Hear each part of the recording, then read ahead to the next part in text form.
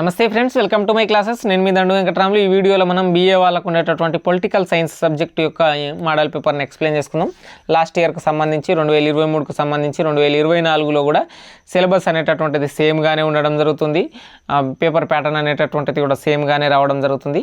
Part A మరియు part బిగా రావడం జరుగుతుంది. మొత్తం 5 యూనిట్లు అనేటటువంటివి ఉండడం జరుగుతుంది. 5 యూనిట్లో పార్ట్ బిలో 6 ఆప్షన్తో 9th క్వశ్చన్ నుంచి మీకు ప్రతి యూనిట్ నుంచి 2 క్వశ్చన్లు రావడం జరుగుతుంది. సో అండర్స్టాండింగ్ పొలిటికల్ థియరీ అనేటటువంటి పొలిటికల్ సైన్స్ యొక్క పేపర్ యొక్క సబ్జెక్ట్ నేమ్. ఇక్కడ 3 hours టైం డ్యూరేషన్ ఉండడం జరుగుతుంది. మార్క్స్ అనేటటువంటి ఆటోనమస్ కాలేజ్ పేపర్ ఇది.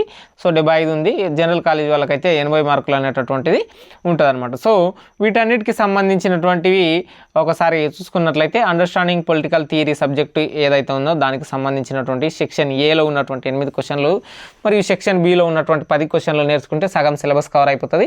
మీరు మొత్తం క్వశ్చన్లు పర్ఫెక్ట్ అయినంటే ఈజీగా పాస్ అయ్యే అవకాశం ఉంటుంది. చూడండి, ఇక్కడ స్టేట్ ఆఫ్ నేచర్, ప్రాకృతిక వ్యవస్థ, వాట్ ఈజ్ పొలిటికల్, రాజనీతి అంటే ఏమిటి, అథారిటీ అధికారం అంటే ఏంటి, రూల్ ఆఫ్ లా, సమన్యాయ పాలన, ఎకనామిక్ ఈక్వాలిటీ, ఆర్థిక సమానత్వం, నేషనలిజం, జాతీయవాదం, ఇవి అన్ని క్వశ్చన్లు ఒకసారి చూడండి. సింగిల్ వర్డ్ ఉన్నాయి కదా, ఇవి లాంగ్ క్వశ్చన్లు మీరు నేర్చుకున్నారు అనుకోండి, ఇవన్నీ మీకు ఈజీగా వస్తాయి 5 యూనిట్ల నుంచి నేర్చుకుంటే. ఇక్కడ పొలిటికల్ సైన్స్ అయినా కావచ్చు, అది హిస్టరీ అయినా కావచ్చు, ఎకనామిక్స్ అయినా కావచ్చు, అన్ని సబ్జెక్టుల ఇంపార్టెంట్ క్వశ్చన్లు నేను ఇవ్వడం జరిగింది. వాటిని జస్ట్ ప్రిపేర్ అయ్యి ఒక 2 days మీరు కష్టపడితే ఈజీగా పాస్ అవుతారు. బ్యాక్లాగ్స్ కూడా ఉండవు. ఫస్ట్ సెమిస్టర్ వాళ్ళు కాబట్టి చెప్తున్నా, ఒక్కసారి బ్యాక్లాగ్ పడితే మీకు మొత్తం 6th సెమిస్టర్ వరకు బ్యాక్లాగ్స్ మీ ఎంబడి పడుతూనే ఉంటాయి.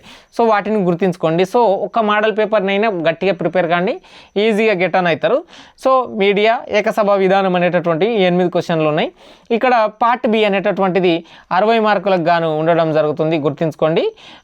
పార్ట్ ఏ 20 మార్కులకు గాను ఉండడం జరుగుతుంది. So what is political theory, discuss in nature and significance, రాజనీతి సిద్ధాంతం అంటే ఏమిటి, రాజనీతి సిద్ధాంత ప్రభావం మరియు ప్రాముఖ్యతను చర్చించండి.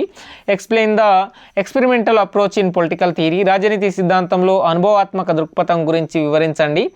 మరియు నెక్స్ట్ క్వశ్చన్ని చూసుకున్నట్లయితే explain the historical evolution theory of origin of states, చారిత్రక పరిణామాత్మక రాజ్యావతరణ సిద్ధాంతం గురించి రాయండి. అట్లాగే సార్వభౌమాధికార లక్షణాలను చర్చించండి.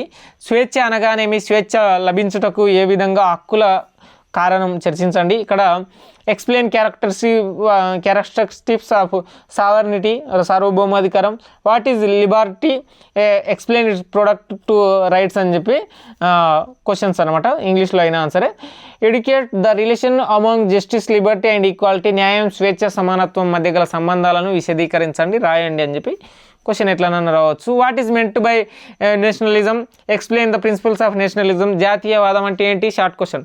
డిఫైన్ నేషనలిజం, ఆ విధంగా ఉండి డిఫైన్ నేషనలిజం, దానికి ఏమంటున్నాడు, ప్రిన్సిపల్స్ ఆఫ్ నేషనలిజం అంటే జాతీయవాదం యొక్క సూత్రాలను వివరించండి.